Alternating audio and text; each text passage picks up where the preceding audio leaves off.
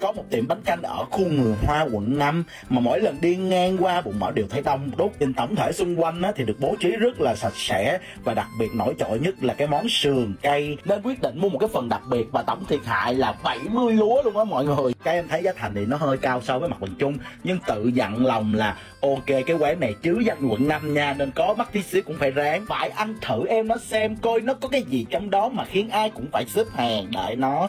Khi mình về mình đổ ra thì nước lèo vẫn còn nóng. Theo cảm nhận của bụng mỡ thì cái sợi bánh canh thì cũng bình thường so với các quán khác.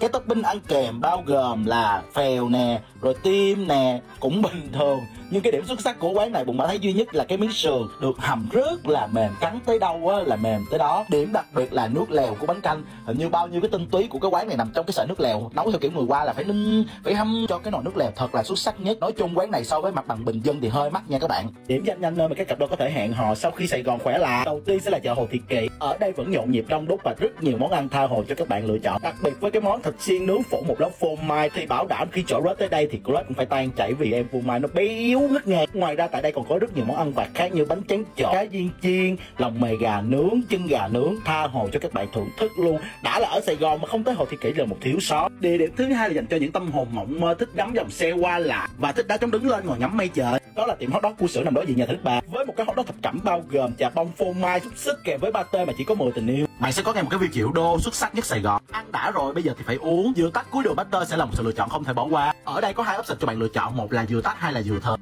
Một ly nước dừa thật là mát lạnh, có cả cơm dừa để ăn kèm. Mua một ly to để uống chung cái hút cùng với rớt thì còn gì bằng. Thế là ta đã có ngay một đêm dạo phố hẹn hò cùng rớt mà chưa tới 100k. Chúc anh em của bụng mỡ có một cái hẹn cuối tuần thật là thú vị. Sau bao nhiêu ngày tóc tai lượm thượm thì rốt cuộc cũng được cắt tóc gọn gàng sạch đẹp để được lên đồ đi làm trở lại rồi. Mà cũng may là Tiki cần hết với bụng mỡ nên sáng sớm đặt Tiki ngon liền. Chắc cũng phải hơn 5 tháng rồi bụng mỡ mới thấy được cái bình minh buổi sáng nó đẹp như vậy á mọi người. Bụng mỡ vẫn chưa bắt kịp được cái sự thay đổi của nhịp sinh học á, nhưng mà cái nhịp sinh học thì không bắt kịp chứ, nhưng mà cái nhịp ăn uống thì bắt kịp nha mọi người. Dù có dậy trễ hay là dậy sớm cỡ nào thì sáng sớm dậy các bạn cũng phải nhớ ăn sáng nha. Và món ngày hôm nay bụng mỡ ăn sẽ là cá ngừ áp chảo. Cá ngừ các bạn lấy ra, lấy muối và tiêu bỏ vô tay rồi ướp từng em, ướp bè chà bên ngoài là cho nó thấm đẫm một tí xíu. Các bạn bỏ chảo dầu lên, nhớ là ít dầu thôi, đừng bỏ nhiều giống như bụng mỡ văng tung té nhìn mắc cười chưa. Đó, khi nào bạn ươm hai mặt là các bạn lấy ra ăn là vừa. Đó các bạn thấy không, siêu đơn giản, siêu tiện lợi luôn. Chỉ ở 15 phút áp chảo là các bạn có ngay một buổi sáng siêu tươi, siêu sạch và siêu chất dinh dưỡng luôn. Mua hàng ở Tiki là bảo đảm yên tâm, giao hàng chính hãng đã vậy còn giao nhanh trong 2 giờ, quá sung sướng đúng không Tiki?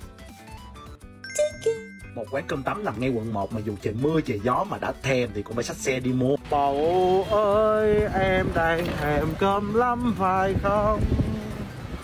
Trời ơi, trời mưa trời gió bắt mua cơm hoài. Nhìn cái bản hiệu là biết ở đâu rồi đúng không? Mỗi lần mà bụng mỡ đi ngang qua đây đều là khói nghi ngút. Không câu này, có miếng sườn trong cái làn khói nghi ngút kia, hãy đến mang miếng sườn về cho ta gấp. Sự nha, với bụng mỡ miếng sườn của cơm tấm thì phải nướng khói nghi ngút, và đặc biệt phải nướng bằng than và tẩm ướp thật là kỹ càng thì nó mới ngon. Miếng sườn thì không được quá khô nha, phải có cục xương đi kèm với miếng sườn, và đặc biệt phải có một lớp mỡ bao quanh miếng sườn nữa thì nó mới êm. Còn nước mắm ăn kèm thì nó phải kẹo kẹo nha, ăn không được quá mặn cũng không được quá ngọt, cho một tí xíu ớt nữa, the rưới lên đều hạt cơm tấm nó rời rạc, nó khô khan một tí xíu. Thì đêm đông giá rét trời mưa trời gió gì mà đã thèm thì cũng phải xách xe đi mua hết. Gu cơm sườn của bụng mỡ là vậy á, còn bạn gu cơm sườn bạn là gì? Các bạn hiểu cái cảm giác mà đi làm về mệt mỏi mà về thấy cái kệ vậy không? Lớp thì nó bừa bộn, lớp thì nó gãy, lớp thì nó mất nắp, nó èo uột. Trời ơi, tôi nản gì đâu luôn á. Mà cũng may á là có Tiki Connect với bụng mỡ nên lựa một vòng xem có cái hộp giày nào cứng cáp hơn, nhìn nó sang chảnh hơn để thay thế cái hộp giày này không. Sau khi chọn lựa một hồi á thì thấy một em hộp giày đó khá ổn áp thì quyết định đặt liền á, vì Tiki á giao hàng chính hãng là hàng chuẩn và giao nhanh trong 2 giờ. Khi cầm được sản phẩm trên tay á thì bụng mỡ cảm thấy rất là ưng ý nha mọi người. Nhựa lần này thì nó đen cứng cáp nè, khớp nối thì nó được gọi là thiết kế rất là thông minh,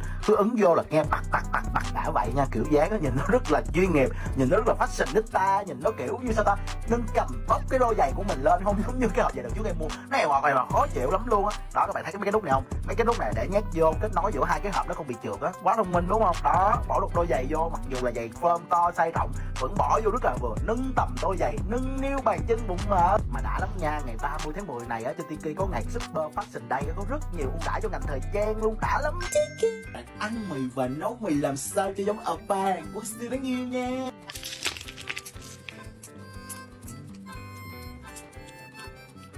Đầu tiên các bạn phải tắm rửa sạch sẽ, vuốt một miếng keo, lấy ngay cái điện thoại, đặt ngay mì Ottogi tương đen vị bò. Khi nào mì về tay thì nấu liền theo bụng mỡ nè. Đầu tiên là lột mì rồi bắt nồi nước sôi nấu mì trong 5 phút để mì nở vàng thật đều nha các bạn. Rồi cho gói rau củ quả vào nấu đều trong 5 phút chung với mì luôn. Rồi bạn lần lượt bỏ các gói gia vị vào dĩa, cho 2 muỗng nước luộc mì vào gói gia vị trộn thật đều tay, rồi đổ phần mì vào. Sợi mì thì dày dàng và dai, còn vị tương đen thì thơm ngon sánh quyện. Lúc quan trọng nè là lúc ăn, lúc này chúng ta phải trộn thật kỹ nha, để cho gói gia vị thấm vào từng sợi mì thì ăn nó mới ngon được.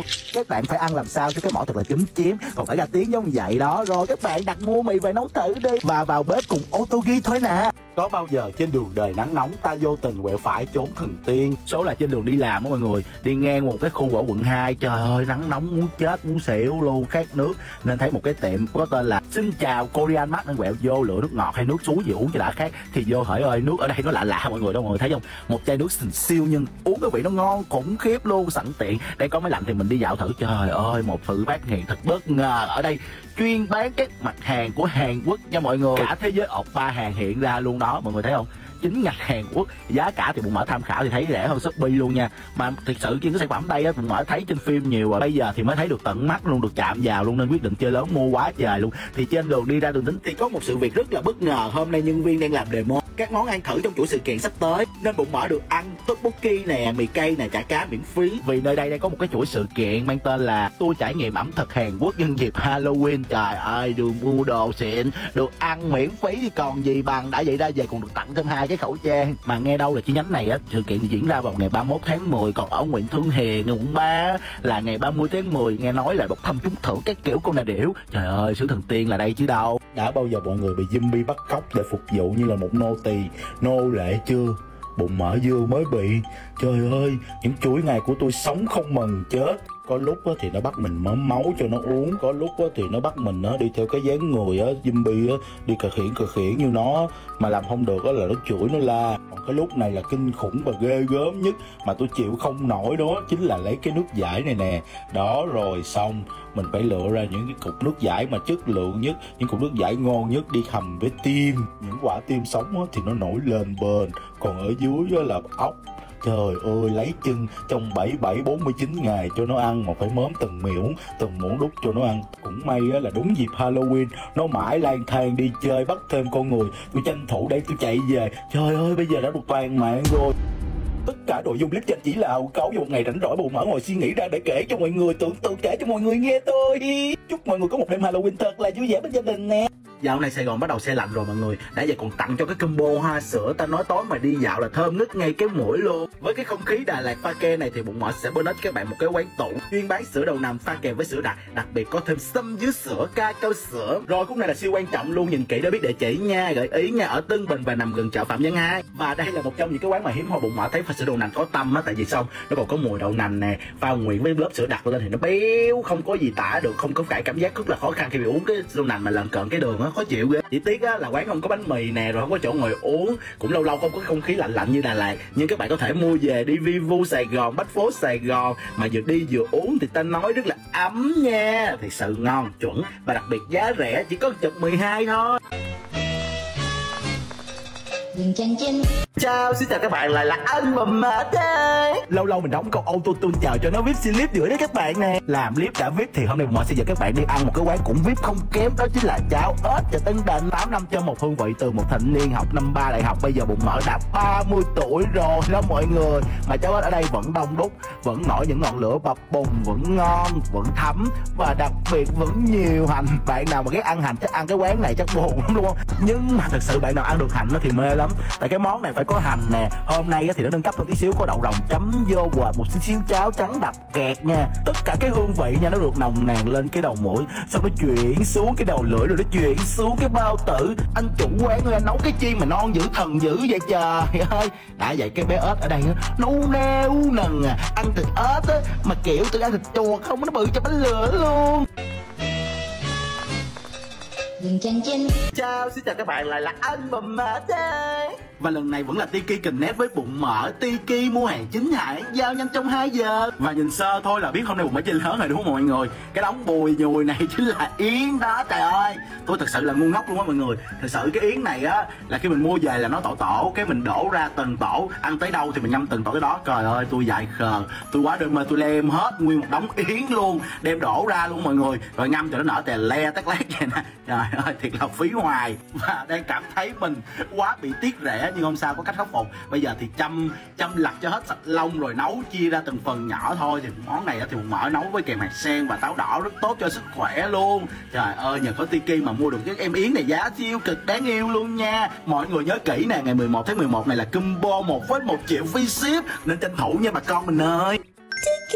Tiki lại Connect với bụng mỡ mà xui quá xui, ông biết bị con gì cắn một cái mỏ từ xương chiều dù. Thôi thì nay mình đổi mẫu để review nhẹ cho các bạn coi về một chiếc thảm tình thánh mà bụng mỡ mới kịp order trên Tiki. Vẫn là Tiki mãi đỉnh, giao hàng chính hãng và trong 2 giờ, với chất liệu siêu mềm luôn. Đã vậy còn được 2 mặt, một mặt đó là bông hồng đen, còn một mặt đó là những cái hình vuông xếp ngẫu nhiên với một tông màu thật là nhã nhặn luôn á. Cái này mà lót dưới ghế sofa thì nó cũng tuyệt cú mèo cỡ nào. Từ nay có một cái background hơi bị xịn sò để quay cái clip review cho các bạn rồi. Đã chưa lại là một mùa siêu sale 11 tới 11 sắp đến rồi. Bật mí nhỏ các bạn nha, có combo 1,1 triệu free ship đó, nhanh tay lên. Có một món bánh mì thật sự rất là dân dã, đó chính là bánh mì xíu mại với bì thôi, nhưng làm bao trái tim mình thật là thổn thức, nôn nao cồn cào. Và có một câu chuyện thật sự cảm động nằm ở phía sau xe bánh mì bà Tư Chầu này. Ngày trước á, Bụng Mỡ nhớ lúc Bụng Mỡ còn học lớp 8, lớp 9 á, thì xe bánh mì này dọn ra giờ kỳ lắm các bạn, dọn ra giờ lúc giờ 8, 9 giờ tối vậy đó, mà bán tới 5, 6 giờ sáng, một ngày bán chưa được khoảng 20 ổ nữa.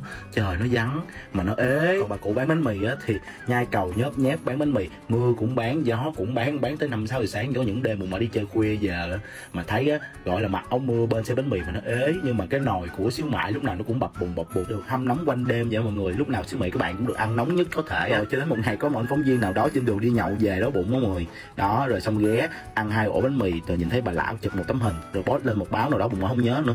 Trời ơi mọi người biết không, qua khoảng 2-3 ngày sau á, cái số lượng bánh mì bán kinh khủng. Lúc này nha, ngày trước không thấy con cháu ra phụ, lúc này đông quá, con cháu đâu ra 5-7 người phụ, ngày bán 300-400 ổ.